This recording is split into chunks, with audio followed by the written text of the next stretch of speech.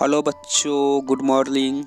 तो आज हम बिहार बोर्ड का हिंदी चैप्टर नंबर 8, चैप्टर का नाम हो गया जीत जीत में निखरत हूँ। तो चैप्टर स्टार्ट करने से पहले हम आपको बता दें, अगर आप अभी तक पिछला 7 चैप्टर नहीं सुने हैं या नहीं पढ़े हैं तो पहले वह जाके पढ़िए, उसके बाद ही कुछ समझिएगा आगे। तो आप इसी प्लेलिस्ट में जाइए, इसी चैनल के प्लेलिस्ट में जाइए और आपको वहाँ पे 1 से लेकर 7 तक सब मिल जाएगा, वॉइस रिकॉर्डिंग विथ बुक के साथ।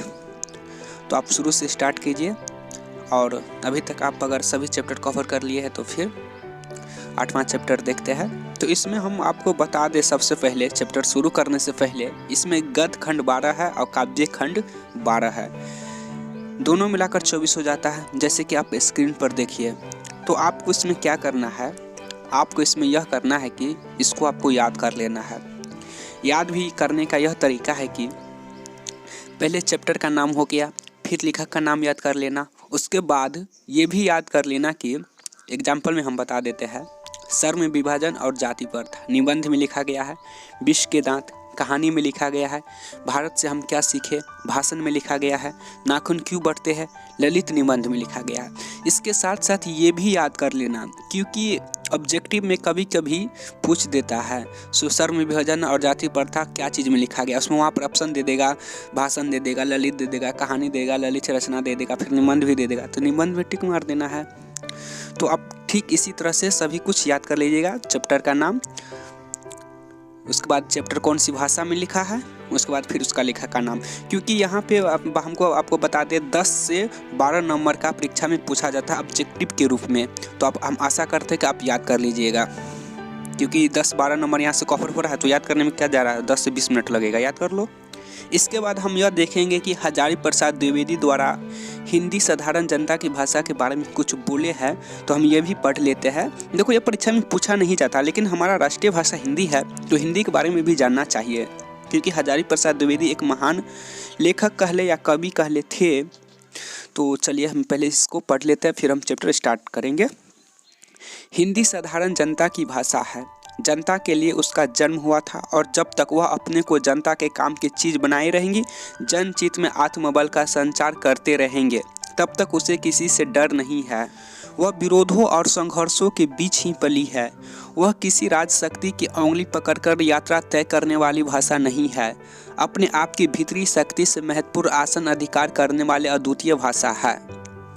तो ये समाप्त हो गया, हजारी प्रसाद द्विवेदी द्वारा यह भाषण दिए गए थे।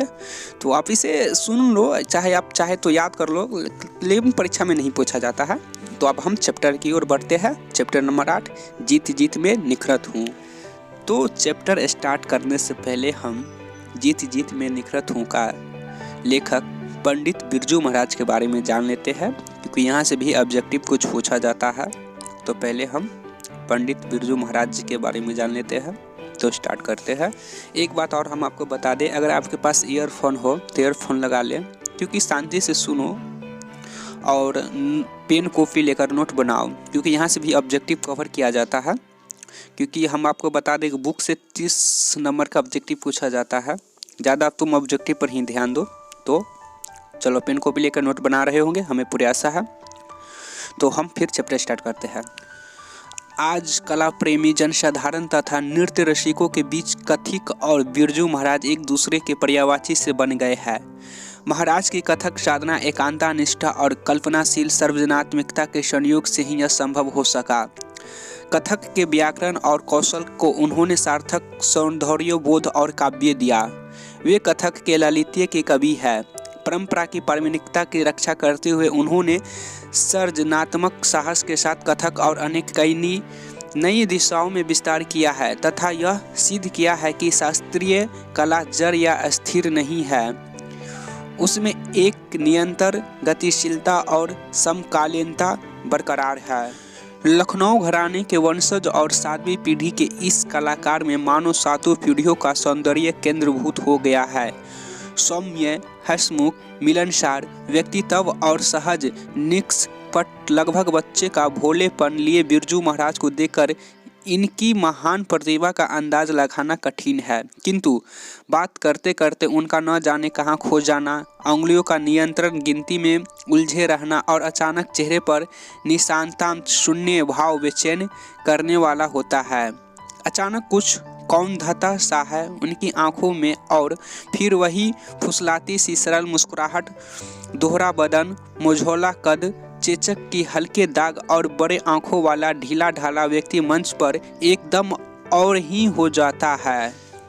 गजब का लोच, फुर्ती और हल्कापन, कथक नृत्य का सौंदर्य मानो मूर्तिमान हो उठा हो। यहाँ बिरजू महाराज की सुद्योग शिष्या महसूर नृत्य गान और रंग कर्म की पत्रिका नट रंग की संपादक रेशमी वाजपेयी की महाराज से बातचीत किंचित संपादित रूप में अविकल प्रस्तुत है। बातचीत के बहाने बिरजू महाराज का अंतरंग जीवन उनके आत्मकथनों में झलक उठता है। पाठ के क्रोध अंत पाठ उनके 2 काव्य रचनाओं के है। तो यह हम कुछ जाने पंडित बिरजू महाराज के बारे में। तो अब हम चैप्टर स्टार्ट करते हैं। जीत जीत में निखरत हूँ। रेशमी वाजपेयी कहते हैं बिरजू महाराज से, आप अपने बारे में कुछ बताइए। बिरजू महाराज कहते हैं, अब मेरा जन्म लखनऊ के जफरीन अस्पताल में 4 फरवरी 1938 ईस्वी शुक्रवार सुबह 8 बजे वसंत पंचमी के एक दिन पहले हुआ। घर में आखिरी संतान, 3 बहनों के बाद सबसे छोटी बहन मुझसे 8-9 साल की बड़ी। अम्मा तब 28 के लगभग रहे होंगे। बहनों का जन्म रामपुर में, क्योंकि बाबूजी यहाँ 22 साल रहे। बड़ी बहन लगभग 15 साल बड़ी। उस समय बाबूजी रायगढ़ आदि राजाओं के यहाँ भी गए। मैं 1.5-2 साल का था। उस समय विभिन्न राजा कुछ समय के लिए कलाकारों को मांग लिया करते थे। पटियाला भी गए थे पहले। रायगढ़ 2-2.5 साल रहे होंगे। रामपुर लौटकर आए। रामपुर काफ़ी अरसे रहे। जब 5-6 साल के थे तो अक्सर नवाब याद कर लिया करते थे। हलकारे आ गए तो जाना ही पड़ता था, चाहे जो भी वक्त हो। 6 साल की उम्र में मैं नवाब साहब को बहुत पसंद आ गया। मैं नाचता था जाकर, पीछे पैर मोड़कर बैठना पड़ता था, चूड़ीदार पैजामा साफा अचकन पहनकर। अम्मा जी बेचारी बहुत परेशान। उन्होंने हमारे तनख्वाह भी बांध दी थी। बाबूजी रोज हनुमान जी का प्रसाद मांगे कि 22 साल गुजर गए, अब नौकरी छूट जाए। नवाब साहब बहुत नाराज कि तुम्हारे लड़का नहीं होगा तो तुम भी नहीं रह सकते। खैर बाबूजी बहुत खुश हुए और उन्होंने मिठाई बांटी, हनुमान जी को प्रसाद चढ़ाया कि जान छूटी। अगर आप यह पूरा कहानी सुन लिए तो आंख से आंसू गिरना तय है, क्योंकि यह सच्ची कहानी पर निर्धारित है। सो हम स्टार्ट करते हैं। वहाँ से फिर निर्मला जी जोशी के स्कूल में, यहाँ दिल्ली में हिंदुस्तानी डांस म्यूजिक में चले गए। यहाँ 2-3 साल काम करते रहे। ये शायद 43 की बात रही होगी। उस उम्र में जुबली टॉकीज दिल्ली के बड़े भारी कॉन्फ्रेंस में मेरा नाच रखा गया। यह हाल अभी भी है। इसमें मैं एक कलाकार के नाते आमंत्रित था। उस उम्र में न जाने क्या नाचा रहा होगा। तबला बाबूजी ने बजाया, अक्सर वे बजा देते थे, पर उन्होंने मेरी आदत डाल दी थी कि अक्सर जहां वे खुद नाचते तो पहले मुझे नचवाते थे और खूब जोरों से जमकर नाचता था। यूँ मुझे याद तो था ही नहीं, पर वे जो बोल देते तो टुकड़ों का मेजरमेंट में फट से याद कर लेता था, जैसे दिग दिग थई था थई। मैं अंदाज कर लेता यह नाप मेरा ईश्वर की कृपा से शुरू में अच्छा रहा। खूब नाचा। उसी समय यहाँ कपिला जी, लीला कृपलानी आदि हिंदुस्तानी डांस अकादमी में थी। बाबूजी के साथ मैं रोज आता था। हालांकि लौटते लौटते मुझे नींद आ जाती थी टांगे में। मुझे हेड पहनने का बहुत बड़ा शौक था। एक बार हेड पहनने टांगे में लेटा था। पार्टीशियन के कारण चेकिंग भी चल रही थी। हेड गिर गया तो उन्हें गुस्सा आया। आते हैं स्कूल और सो जाते हैं। फिर उठाया। झंडे वालान के पास उस समय यूं भी डर लगता था। पहाड़ी से रात में बाबूजी के हाथ में छड़ी देकर पुलिस वाले ने टोका भी, क्योंकि उन दिनों यह सब नहीं रख सकते थे। खैर उन दिनों ऐसे ही दिन बिताते रहे। लेकिन कपिला जी, लीला जी को जो हायर ट्रेनिंग होती थी वह मैं याद कर लेता था, और अगले दिन बाबूजी से कहूँ कि मुझे याद हो गया हो तो मानते नहीं थे। फिर जब अम्मा जी कहे सुन लो, ऐसी प्रण कीर्तक धुन धुन 7 साल की उम्र में खूब सुनाता का यह नहीं था कि जम गए से यहाँ हूँ। तब यहाँ भी नौकरी आ गए 2-3 महीने। यह महीने दिल्ली चले गए। बारिश में मेरा मन नहीं लगता और इस तरह वक्त बीता। यहाँ दिल्ली लगे काटा मारे होने लगी तो चले गए। तालीम इसी किस्म की ताऊ जी को सिखा रहे उसे, और मक्का लगाए तो सुनते थे।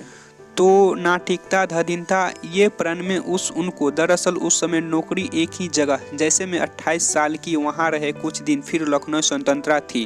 रामपुर है तो 3 नहीं थी कि कहीं दिल नहीं सकते। लगता मैं भी ऐसा करूँ। बस इसी में जब हिंदू मुस्लिम दंगे होने डर के मारे अम्बा और मैं लखनऊ आ गई थी। कुछ क्लास में देखा, कुछ लखनऊ में। इसके अलावा प्राइवेट प्रोग्राम जिनमें बाबूजी जाते थे, जौनपुर, मैनपुरी, कानपुर, देहरादून, कोलकाता, मुंबई आदि, इनमें से मुझे जरूर रखते थे। जैसे कि आप इस बीच में 4 लाइन की पंक्तियां देख पा रहे होंगे, तो इसे हम पढ़ के सुनाते हैं। वैसे तो मेरा आवाज़ ठीक नहीं है, लेकिन प्रयास करने में क्या जा रहा है, तो आप सुनिए तो। श्याम श्याम श्याम है बिरछन की पतियन में, फूलन की कलियन में, पवन की झुकरन में। श्याम श्याम श्याम है गुनियन की तालन में, गायक की स्वरन में, कवियन के हृदय में। श्याम श्याम श्याम है यही बर्ज श्याम तासु, अरज करे कर जोरी, अंत हूँ शरण पाऊँ। श्याम श्याम श्याम है। पता नहीं अब सही गाए कि नहीं गाए। तो चैप्टर स्टार्ट करते हैं। हम कहाँ थे, मुझे जरूर रखते थे, तो इससे आगे फिर देखते हैं। पहले इसलिए कोलकाता में बहुत मज़ा आया, उसमें फर्स्ट प्राइज मिलने वाला था। उसमें शंभू महाराज और चाचा जी और बाबूजी दोनों नाचे, पर उसमें फर्स्ट प्राइज मुझे मिला। तो चाचा जी कहने लगे, देख भैया, बड़े मियाँ तो बड़े मियाँ, छोटे मियाँ सुबहान अल्लाह। और मैं बहुत खुश। चैन और मेडल वगैरह मुझे मिला। उस समय मैं 8 साढ़े 8 साल का था। समझ लीजिए कि 9 साढ़े 9 साल के भीतर ही सब तमाशे हो गए मेरी जिंदगी के। हाँ, मैं ऑमलेट नहीं खाता था, चाचा जी खाते थे। तो कहे, अबे दाल का चिल्ला खाएगा। अब अंडा कहकर पूछे तो नहीं खाता था, पर जब मूंग की दाल का कहे तो बड़े मज़े से खा लेता था। तो शंभू महाराज शुरू से ही बड़े शौकीन तबीयत के थे। लच्छू महाराज शुरू से ही बड़े अप टू डेट रहते थे। जब ये शायद 28 से 30 साल के थे तब से गए हैं। कलकत्ते न्यू थिएटर्स कंपनी में 40 साल कलकत्ते और बम्बई मिलाकर फिल्म में बीते। हाँ, साढ़े 9 साल का था जब बाबूजी की मृत्यु हुई। उनके साथ आखिरी प्रोग्राम मैनपुरी में था मेरा। वे 54 साल के थे। लू लग गई थी उन्हें और यहाँ इनके जगह में नाचा था और उन्होंने भाव बताया था। उस समय क्योंकि उन्हें बुखार था, लू उन्हें मैनपुरी में ही लगी थी। वहाँ से हम लोग लौट कर आए तो 16-20 दिन रहे। वे कमजोरी आती गई। बाबूजी की आदत थी कि, और मेरी भी आदत है कि अपना दुख और कष्ट ज़्यादा किसी से कहता नहीं हूँ, वो भी छिपाते रहते थे। उन्हें भी शुगर था, तो इसके और चौक वगैरह चले गए और सबसे मिलाए। जितने भी अमीनाबाद में थे बाजार आए मिलने और सब ही प्यार करते थे उन्हें। वह उनके साथ आखिरी प्रोग्राम था। मुझे तालीम बाबूजी से ही मिली। गांडा भी बांधा उन्होंने मुझे। जब बांधा तो अम्मा से कहा, जब तक तुम्हारा लड़का मुझे नरजाना नहीं देगा गांडा नहीं बांधूंगा। तो मुझे 500 रुपये के 2 प्रोग्राम मिले थे। जब 500 आया तो गांडा बांधा उन्होंने और कहा, इनमें से 1 पैसा नहीं दूंगा, यह मेरा पैसा है, मैं इसका गुरु हूँ और यह इसने मुझे नरजाना दिया है। तो 500 रुपये देकर मैंने गांडा बंधवाया। तो मुझे और जगत का हार, एक लड़का है लखनऊ में, दोनों को एक साथ गांडा बांधा। तो शारगिर्द में फिर पिताजी की मृत्यु। इतना छोटा था कि उसका दुख आया। उनके मरते ही हम शुरू हो गए। उधर शंभू लेकर खाना पीना, गालियाँ देना, बच्चों की मृत्यु की लगभग उन्हें समय की बात है। बाबूजी की पिताजी बहुत दुखी रहते थे। अम्बा को लेकर नेपाल गया। पिता के मुजफ्फरपुर भी, बस बरेली भी बाबूजी का हूँ। हुई और उस समय में भी ठीक समझ में नहीं, लोगों से बहुत खराब दिन। महाराज जी का शौक, कर्जा घर भर को उनकी 2 दिनों हुई। यह सब उसी मृत्यु के साथ ही साथ उनसे उसी समय में। सोचिए, उस समय बिना गए अम्मा ले गए। उस समय यह हालत थी कि 50 रुपये भी मिल जाए कहीं से तो बहुत है। पहले का सब पैसा हमारे टाइम में खत्म हो गया था, कर्जदार बहुत हो गए थे। बाबूजी किसी का भी भला करने के लिए एक से लेकर दूसरे को दे देते थे, मतलब 100 लिए 200 दूंगा कहकर। यह उनकी अजीब सी आदत थी। कानपुर 2-2.5 साल रहा, जिसमें 25-25 रुपए की 2 ट्यूशन की मैंने आर्यानगर में। पैदल 3 मील जाता था और रास्ते में कब्रिस्तान पड़ता था तो डर भी लगता था। 10-11 साल की उम्र थी मेरी। अब 50 रुपये में रिक्शे पर खर्च करता तो क्या बचता, और ट्यूशन में नागा हो तो पैसा अलग से काट लेते थे। 50 रुपये में काम करके किसी तरह पढ़ता रहा मैं। एक सीताराम बंगला करके लड़का था, अमीर घर का। उसे मैं डांस सिखाता और वह बेचारा मुझे पढ़ा देता था। हाई स्कूल की पढ़ाई, कहाँ चिंता, कहाँ अम्मा, कहाँ 50 रुपये के ट्यूशन, सब बिखरा हुआ, इसलिए फेल भी हो गया। मतलब पढ़ाई अच्छी तरह नहीं कर पाया। अच्छी तरह पढ़ता तरीके से तो ईश्वर की कृपा से मेरा दिमाग बहुत तेज था शुरू से। नेपाल भी इसी दौरान गए थे। एक हमारे रिश्तेदार थे वहाँ झुमुक लाल करके, तो अम्मा इसलिए ले गए थे कि कुछ इनाम वगैरह मिल जाए, बस यही एक कारण था। वहाँ रहे नहीं, खास प्राप्ति नहीं हुई। जाते में मुजफ्फरपुर भी गए थे, जयपुर भी गया मैं, वहाँ भी कोशिश की। मतलब यह कि प्रोग्राम मिल जाए तो 200-400 रुपये मिल जाए तो कुछ महीने कट जाएंगे, ऐसी हालात थी। हम लोग रहते थे एक मकान में ही थे, पर ऊपर नीचे। चूल्हा शुरू से ही अलग था। महाराज जी का अपना खान पीना जैसा था। पिताजी के समय से ही दादी जी पिता अलग रहते थे, चाचा अलग भी रहते थे और वे मारा पीटी करते थे। 14 साल की उम्र में जब मैं वापस लखनऊ आया फेल होकर, तब कपिला जी अचानक लखनऊ पहुंची, मालूम करने की लड़का जो है वह कुछ करता भी है या आवारा या गिरहकट हो गया, वह है कहाँ। तब अम्मा जी ने दिखाया मुझे कि करते तो है थोड़ा बहुत जो सीख पाए थे। तब कपिला जी ने मुझे संगीत भारती, जो पहले हिंदुस्तानी म्यूजिक डांस अकादमी था वही संगीत भर्ती हो गया था, लाए। 6 महीने बढ़ गए तो बहुत खुश हुआ मैं। उस समय 250 रुपये मिलते थे और रहता था दरियागंज में। 1-2 छत्ते थे, जैन साहब का मकान था। अम्मा जी को यह दुख कि जैनियों का मकान है, लड़के को प्याज खाने को नहीं मिल रहा है। मछली तो खाता नहीं था, पर उसमें छोटी सी तो जगह थी। एक टेबल फैन ले गया था। दरियागंज से 5 या 9 नंबर बस पकड़ता था, कभी रीगल पर और तो कभी ओडेन सिनेमा के पास उतरता था। वह स्कूल था रियोली के पास, तो 1 महीने तक मैं रास्ता ही भूल जाता था। एक से खंबे है चारों तरफ, तो मैं किसी भी सीढ़ी से चढ़ जाता था बड़ी मुश्किल से, फिर निशान बनाए कि यहाँ से जाऊँ, यहाँ से जाऊँ। हाँ, एक घटना बहुत दुखदाई रही। शुरू में बाबूजी की मृत्यु के समय बिल्कुल पैसा नहीं था घर में कि उनका 10वां किया जा सके।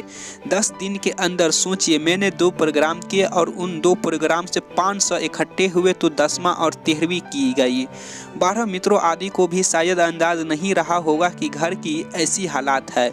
जो भी हो, यह मुझे अच्छी तरह याद है कि पिताजी का मरना, फिर उन 10 दिनों में मेरा नाचना और पैसे इकट्ठे होना और उनसे ही 10वां 13वीं का इंतजाम होना, यह मुझे अच्छी तरह याद है। उससे बड़ा कष्ट और कुछ नहीं हुआ होगा। ऐसी हालात में मैं नाचने गया, मेरा ख्याल है कानपुर या देहरादून, ऐसी जगह लखनऊ से वहाँ गया। नहीं नाचता तो पैसा कहाँ होता, यह बहुत बड़ा दुखद वक्त था। खैर बहरहाल, जब 14 साल का था तो संगीत भारती आया। फिर जब 1 साल हो गया तो कहने लगे अब तुम परमानेंट हो गए। मैंने वहाँ 4.5 साल तक काम किया। संगीत भारती में सबसे बड़ी कमी थी कि गुप्ता जी भरतनाट्यम, मणिपुरी आदि वालों को भी तो कहते थे पंक्ति बनाकर ग्रुप किट करो, ये करो वो करो, और समझते थे कि कथक में 8 मिनट तक का रानी करना का सॉलो करवा दो, बस यही काफ़ी है। तो मुझे बहुत दुख होता था कि मैं कर सकता हूं और मुझे करने नहीं देते। इसी धर्म संकट में मैंने नौकरी छोड़ दी। करीब 56 के आसपास लगभग 8 महीने में अलग रहा। मैं लखनऊ चला गया, बस ऐसे ही। तब तक शंभू महाराज आ चुके थे भारतीय कला केंद्र में और सुमित्रा जी के यहाँ करजन रोड में सिखाते थे माया राव को। संगीत भारती की कमाई से मैंने एक साइकिल खरीदी थी जो मेरे पास अभी भी है और उस साइकिल को मैं अभी तक नहीं बेचा हूँ। उसे देखकर मैं पुराना वक्त याद करता हूँ, किस तरह साइकिल पर मैं चढ़कर एक ट्यूशन करता था। 50 रुपए की संगीत भारती के पैसे काफ़ी नहीं होते थे। फैमिली भी बड़ा खंभा रोड पर 2 बच्चे थे, मिकी और अनु। 2 बार यहाँ सड़क पर गिर भी पड़ा मैं, अनबैलेंस होकर। साइकिल काम चलाऊ आती थी, ठीक से थोड़ी आती थी, बस के पैसे बचाने के लिए खरीदी थी। खैर, भारतीय कला केंद्र आए पूसा रोड पर। वहाँ आए तो वहाँ भी छोटी क्लास मिली, यहाँ भी झमेला वाली क्लास, जबकि मेरे अंदर तो चरण टुकड़े तिहाइया बल खाते कि कोई आवे तो उसे दो। पर वहाँ था कि बड़े लड़कियाँ समझदार जो भी आएंगे बड़े महाराज के पास आवेंगे, यहाँ काहे को आएंगे। अब 18-20 साल का लड़का बड़े बुजुर्ग के पास आगे कहाँ चल सकता था। खैर, उसमें से रेशम जी एक लड़की मिली थी। उन्हें पूरे मन से सिखाया, इसलिए भी कि हमको तो और कोई बड़ी लड़की मिलती नहीं है, इनको तैयार करेंगे। बिरजू महाराज का नृत्य देखते हुए काव्यांश, जो कि श्री राम वर्मा ने लिखा है बिरजू महाराज के बारे में, तो आप पढ़ सकते हैं, स्क्रीन पर है। तो हम पढ़ेंगे तो बहुत लंबा वीडियो बन जाएगा, इसलिए हम ऊपर का पढ़ देते हैं। स्थिति नहीं, गति नहीं, मुद्रा नहीं, न ही भागिम्बा, लय में लयमान सृष्टि, कथाकृति मूर्तिमान। वो तालीम देखकर जो महाराज के यहाँ थी लड़कियाँ अट्रैक्ट हुए और हमारी तरफ खींचने लगे, क्योंकि तालीम जरा अच्छी थी मेरी। बस उसके बाद से बैले बगैरह जो लच्छू महाराज जी ने मालती माधव पहला किया उसमें स्टैंड था। जबकि मज़ेदार बात यह है कि उसके एक्शन वगैरह सब मैं ही बनाता था अंदर अंदर। और वे कहते हैं अबे सब वहाँ जाएगा तो बोल देना सबके सामने, चाचा जी वह कौन सा मूवमेंट सिखाया था। तो मैं कहूँगा वो वाला, और फिर तू बना लियो अपने आप। बस तो बनाता मैं था। और बरका वहार गोवर्धन लीला बनाने के लिए 60-1.5 साल पहले आए थे। पूसा रोड में कॉलेज जब शुरू हुआ तो मैं आ गया था। नाना जी के सामने ही मैंने ज्वाइन किया। केशव भाई और मैं साथ ही रहते थे, सूप आदि पीते थे। ये बेचारे बनाते थे, मुझे तो वह भी नहीं आता था। बस उसके बाद संगीत भारती के ज़माने में अपने होश में कलकत्ते में एक कॉन्फ्रेंस में नाचा हूँ। उस समय दाया राम जी साथ रहे, वही मेरी देख रेख करते थे। इनको ले जाता था रखवाली के लिए। वह जो मेरा नाच हुआ है वहाँ से कलकत्ते के ऑडियंस ने मेरी बड़ी प्रशंसा की, इतने कि तमाम अखबारों में छप गया एकदम। और वहाँ से दूसरे डांसर थे तमाम, उनको भी लगा कि भाई लड़के ने कुछ कर ही डाला है। मतलब वहाँ से लोगों को पता लगा कि मैं कुछ हूँ घर का। पर उस समय ही कुछ कटिंग आदि नहीं है, बहुत पुरानी बात है। तो वहाँ से मेरा एक मोड़ हुआ। उसके बाद हरिदास स्वामी कॉन्फ्रेंस बम्बई ब्रज नारायण ने बुलाया, वहाँ भी प्रोग्राम मेरा बहुत अच्छा गया। यह भारतीय कला केंद्र ज्वाइन करने के बाद उसके बाद से फिर ईश्वर की कृपा से प्रोग्राम कलकत्ते, बम्बई और किन्हीं दिनों कुछ अरसे के बाद मद्रास भारतीय कला केंद्र के साथ ही गया था मद्रास। और धीरे धीरे लोग मुझे जानने लगे, इज्जत करने लगे। 3 साल जो संगीत भारती में बीती है उनसे मेरा नियम था सुबह 4 बजे उठना, बैरेग गाना, चाहे बुखार चढ़ा हो चाहे खांसी आ रही है। सुबह 5 बजे से रियाज, 5, 6, 7, 8 तक रियाज, फिर घर जाना और 1 घंटे में तैयार होकर वापस 9 बजे 2 घंटे की क्लास सुबह की। वह 3 साल मैंने खूब रियाज किया, मतलब यही सोचकर कि यही टाइम है, अगर कुछ बढ़ना है तो अंधेरा कमरा करके किया करता था। जब बाद में थक जाओ मैं तो जो भी साज हाथ आए, कभी सितार, कभी गिटार, कभी हारमोनियम लेकर बजाऊं, मतलब रिलैक्स होने के लिए। सितार में भी बहुत बजाने लगा था, अच्छा खासा, हाँ खूब जोरों से। फिर हाथ में शक्लें बनने लगी। मिजराब की वजह से तो मैंने डर के मारे छोड़ दिया कि डिस्टर्ब करेगा डांस में कि 2 आंख देखेंगे, तो मैंने सितार छोड़ दिया।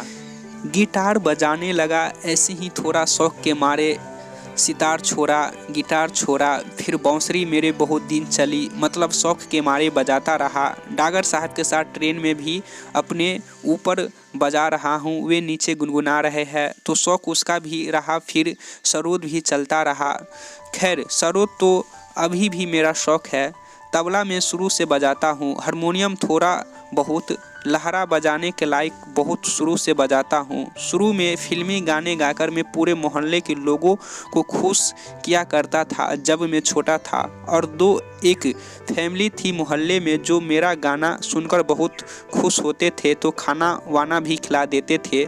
सिंधी फैमिली थी, वो बेचारे मेरे बहुत मदद करते थे। कभी दाल मखने की सब्जी जब वो बने तो चुपचाप लाकर खिला देती थी। उन दिनों मतलब हमारी हालत भी ऐसी थी कि कोई खिला दे तो अच्छा लगता था। खैर, फिर उसके बाद तो तमाम फिर यहाँ काम करने लगे नए। उसके बाद की कहानी तो फिर मालूम ही है आपको कि कितने बैले किए, दुनिया भर के अलग अलग हिस्टोरिकल और फिर विदेश टूर भी शुरू हो गए। रूस पहला हमारा ट्रिप था जिसमें कुमार संभव लेकर हम लोग सब गए थे। रेशम वाजपेयी पूछते हैं, आपको संगीत नाटक अकादमी अवार्ड कब मिला? बिरजू महाराज कहते हैं, 27 साल का था तब मैं। बहुत छोटी में ही मेरे सब चीज़ बहुत छोटी में जल्दी हो गए। रेशम वाजपेयी, आपकी शादी किस सन में हुई? बिरजू महाराज, ओ माँ, मैं 18 साल का था, बस इतना ही याद है मुझे। 18 साल की उम्र में मेरी शादी अम्मा जी ने कर दी। बहुत बड़ी गलती की, जबकि हम सोच रहे थे कि पहले कमा कर ले फिर शादी करें, क्योंकि उनको तो चिंता थी कि पिताजी मर ही गए, उनका क्या होगा पता नहीं। उस घबराहट में शादी कर दी, पर वह मेरे लिए बहुत नुकसानदेह रहा। एक जिम्मेदारी और ज़्यादा बढ़ गई और शायद नौकरी में नहीं कर सकता, अपने रियाज में और अपने नाच में ही मस्त हो सकता था। लेकिन इन पाबंदियों ने, शादी, गृहस्थनी और लखनऊ और घर, इन चीज़ों ने मुझे मजबूर कर दिया कि तुम नौकरी नहीं करोगे तो क्या करोगे, वरना छोड़ छाड़ कि मैं अपना अकेले फिल्म में भी चाचा जी की वजह से उनका असिस्टेंट बन सकता था बम्बई जाकर। और लालच शुरू में जैसे बच्चों का अक्सर हुआ करता है कि मुंबई भाग जाओ, पर खैर वो तो अच्छा ही हुआ जो नहीं गया। कुछ समझदार लोगों ने मुझे एडवाइज किया कि ये ठीक नहीं है, अच्छा ही हुआ जो बच गया। खैर, बाद का हमारा किस्सा फिर सत्यजीत रे की फिल्म का रिसेंट किया था। उसके बाद से भी मेरी एक बड़ी खास आदत रही है, जैसे कि मेरे बाबूजी की भी थी, कि जब शरारगिरी को सिखा रहे हैं तो पूर्ण रूप से मेहनत करके सिखाना और अच्छा बना देना, ऐसा बना देना कि मैं खुद हूँ। यह कोशिश है, पर अब भगवान की कृपा भी होनी चाहिए तब। मतलब कोशिश यही करती रहती है कि मैं कुछ चीज़ चुराता नहीं हूँ, कि अपने बेटे के लिए ये रखना है, उनको सिखाना है, उस लड़के को नहीं सिखाना है। यह मेरी में भेद नहीं है, मतभेद बिल्कुल नहीं है।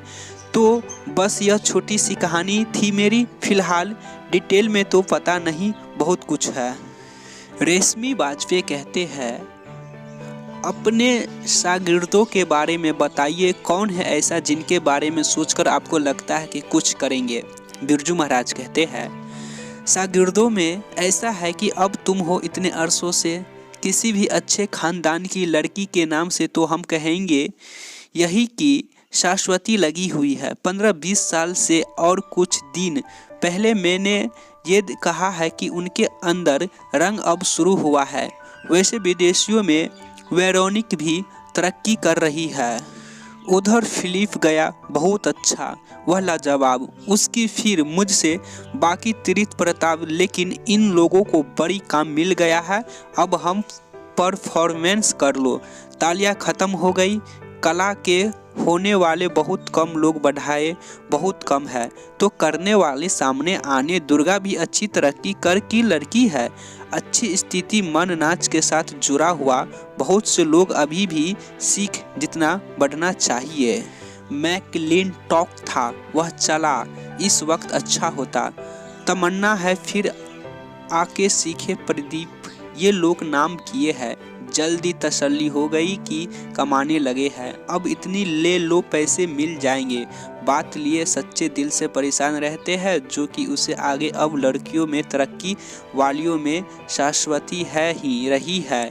ये छोटी सी फैमिली घर की नहीं है पर उसका है। अब सीखने को तो ही रहे हैं और लड़कों में कृष्ण मोहन राम मोहन को उतना ध्यान नहीं है, यहाँ तक कि मेरी बेटे भी ध्यान नहीं देते, उस तरह का ध्यान नहीं देते जैसे कि मेरी कहानी आपने सुनी है। इन लोगों ने कभी ये नहीं सोचा है कि भैया ने कहा है, हुक्म दे दिया है तो हम 2 साल तक कुछ नहीं सोचेंगे, बस यही सोचेंगे। उस तरह का त्याग नहीं है, उतनी शक्ति ही नहीं है। मौज लेते हैं, नाचते हैं तो उसी भी एक एंजॉय सोचकर कर लेते हैं, क्योंकि देश विदेश में तो बहुत गया, Germany, Japan, Hong Kong, Laos, Burma आदि। रसीम वाजपेयी कहते हैं, इतनी बार आपको गए तो कोई खास बात आपको याद आती है, कोई विशेष आयोजन जिससे आपको लगे कि हम करके है। बिरजू महाराज, हाँ क्यों नहीं, तो एक बहुत ही जरूरी अमेरिका में 2-4 जगह हम नाचे थे। बड़े अच्छे लड़का, आंखें उसकी आया हाफते और कांपते हुआ, उसको तो मैंने कहा है क्या तुम्हें यश गया। अब लड़का तक तो यह जरा मज़ेदार बात खातून थी। पूरे हॉल में सुभान अल्लाह, मतलब जैसे लंदन में फेस्टिवल था। और एक दफ़ा वहाँ भी काम की हॉल में लोग थे। एक जगह एक फटी हुई एकदम अंदर हुई। मैंने सोचा जाने क्या मेरे साथ फ़ोटो खिंचाना। अब बेचारा बेहाल हो नाच कर। पाकिस्तान में कोई उनकी ही आवाज़ आए। मेरे नाच के आशिक तो बहुत है, मेरे आशिक भी है, मगर मैं नाच की वजह से हूँ, इसलिए आशिक तो नाच के ही होते हैं। मैं तो बेचारा उसका असिस्टेंट हूँ, उस नाचने वाले का। उसके बाद से तो खैर धीरे धीरे दिल्ली में स्कूटर भी खरीदा, फिर चला नहीं। हम लड़ गए खंबे में अपने आप ही। फिर डर के मारे मोटर खरीदी पुरानी, 2-4 दफ़े पुराने खरीदी। फिर बैंक से लोन लेकर नए एम्बेसडर, फिर उसको बेचकर नए पिएट खरीदी। अब दूसरी पिएट है। अब तो ईश्वर की कृपा से काफ़ी सुविधा है, काफ़ी कृपा है उनकी। लोग प्यार करते हैं, मुझे बहुत है, और मैं उस प्यार की वजह से ही इतना बढ़ा हूँ, क्योंकि ... है उसके बाद। रेशम वाजपेयी जी कहते हैं, आपको आगे बढ़ने में अम्मा जी का बहुत हाथ है। बिरजू महाराज, अम्मा जी का बहुत बड़ा हाथ है। अम्मा जी ने तो शुरू से उन बुजुर्गों की तारीफ कर करके मेरे सामने हर दम की बेटा वो ऐसे थे। उनको कम से कम इतना नाम तो याद था उन बुजुर्गों का। अभी आप दूसरे किसी से पूछे घर में तो उन्हें नाम भी नहीं मालूम था कि कौन थे।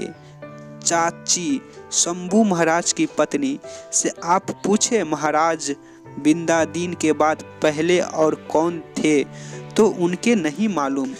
ठुमरिया भी मैंने उनसे सीखी। मेरी वकाई में गुरुआइन थी, वो माँ तो थी ही गुरुआइन भी। और जब मैं नाचता था तो सबसे बड़ा एग्जामिनर या जज अम्मा को समझता था। जब भी वो नाच देखती थी तो मैं कहता था उनसे कि मैं कहीं गलत तो नहीं कर रहा हूँ, मतलब बाबूजी वाला ढंग है ना, कहीं गड़बड़ी तो नहीं हो रही है।